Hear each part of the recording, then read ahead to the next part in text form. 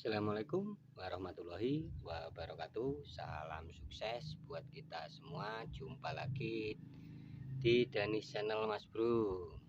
Gimana kabarnya? Udah lama saya tidak upload video. Pada kesempatan kali ini saya akan berbagi bagaimana cara pembuatan kolam dari bambu. Nah, step-stepnya seperti ini. Ini alhamdulillah prosesnya sudah sekitar 75%. Jadi di sini saya akan jelaskan. Kebetulan kemarin saya proses pembuatannya tidak membuat videonya step by stepnya, cuman di sini saya akan menjelaskan step by stepnya. Kenapa saya menggunakan atau membuat kolam dari bambu?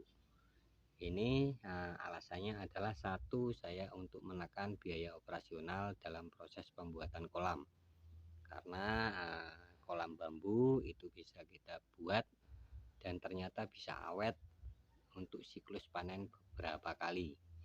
Ini saya udah aplikasikan, dan kolam yang saya bikin kurang lebih ada 10 kolam, itu semuanya dari bambu. Dan alhamdulillah yang sudah saya bikin itu sudah panen berkali-kali dan alhamdulillah aman.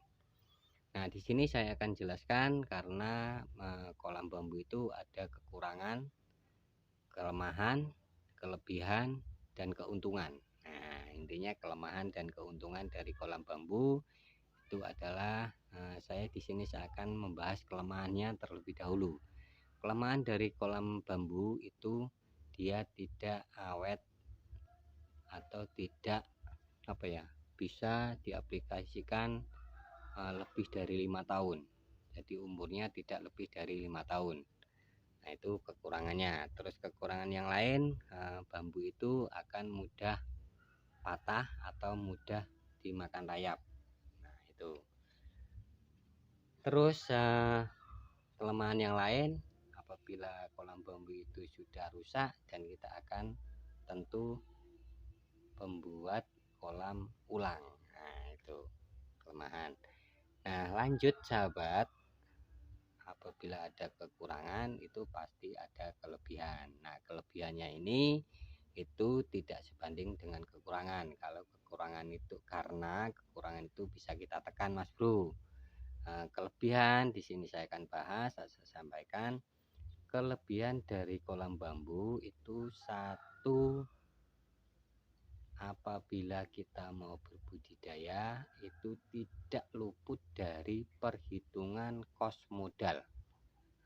Kita harus menghitung dulu kos modalnya. Jadi kelebihan dari kolam bambu itu adalah satu, bisa menekan biaya operasional pembuatan kolam.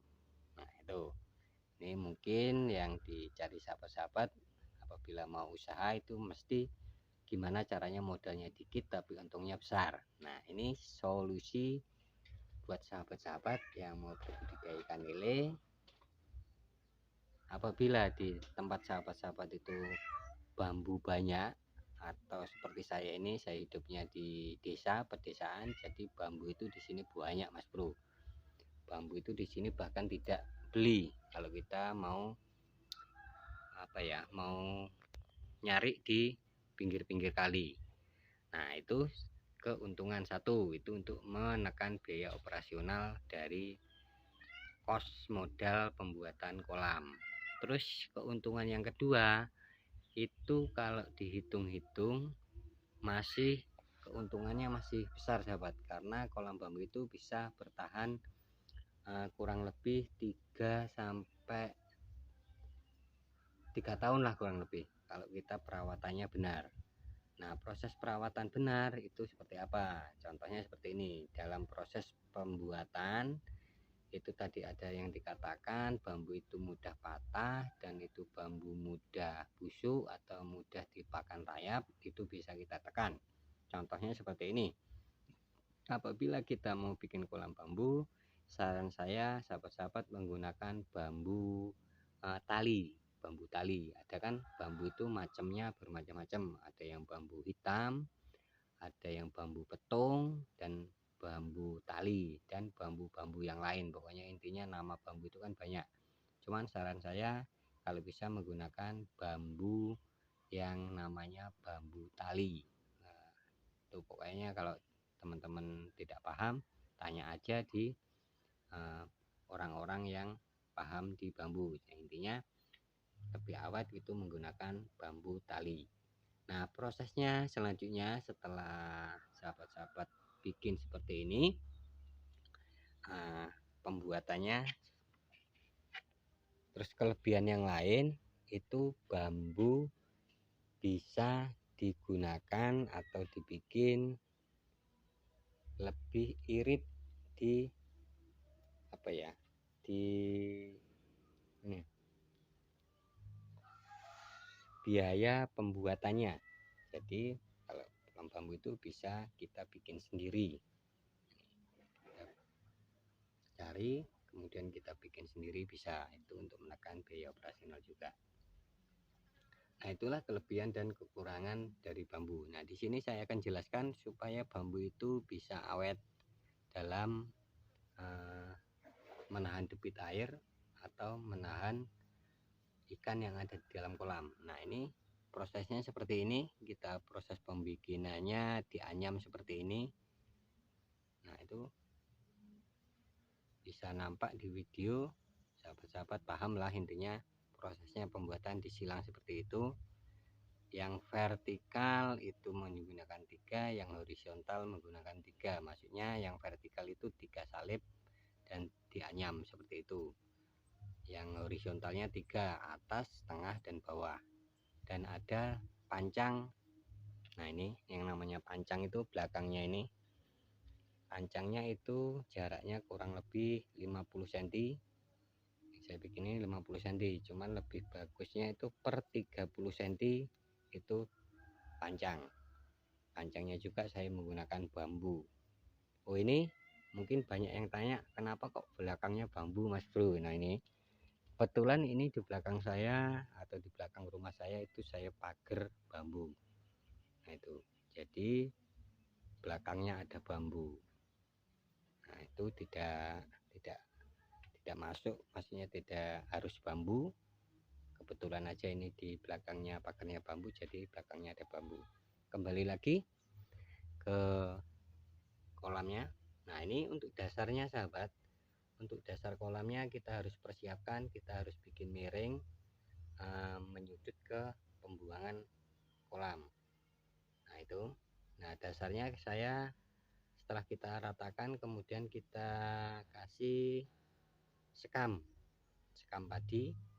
Tapi di sini saya menggunakan tai gerajian sahabat, tai geraji. Karena di sini sekam susah, jadi saya menggunakan sekam dari bekas gerajian kayu. Karena di sini banyak gesekan kayu, jadi saya memanfaatkan gesekan kayu. Dan kita bikin menyudut ke sana atau miring ke sana sahabat, fungsinya adalah untuk proses pembuangan airnya lebih mudah apabila dalam proses panen nanti, dan untuk pergantian air dan sirkulasi untuk mengganti atau menambah air yang ada di dalam kolam. Lanjut, kemudian kita ke pembuatan pembuangan kolam. Apabila kita mau membuat kolam itu kita harus memikirkan bagaimana modelnya dan harus ada pembuangan air. Nah, ini fungsi dari pembuangan air ini bisa dilepas sahabat, contohnya seperti ini. Nah, ini lepasan, dan ini kita kasih shock L supaya untuk menaruh si pembuangan ini. Kalau kita isi air kemudian kita tutup, kalau mau kita buang airnya kita buka seperti ini. Nah, ini untuk memudahkan dalam proses pemanenannya itu. Terus lanjut apalagi ya, mungkin setelah seperti ini, setelah rata dasarnya, setelah sudah selesai semua, kemudian dalam proses pemasangan plastik. Cuman di sini belum saya pasang plastik, habis ini saya pasang plastik. Ini demikian video yang bisa saya bagikan. Harapan saya bisa menginspirasi dan bisa bermanfaat. Intinya apa yang saya sampaikan tadi tidak menggurui Mas Bro. Intinya saya berbagi apa yang saya lakukan dalam berbudidaya ikan lele. Salam sukses buat kita semua. khususnya para budidaya ikan lele. Terima kasih. Assalamualaikum warahmatullahi wabarakatuh. Jumpa lagi di video selanjutnya.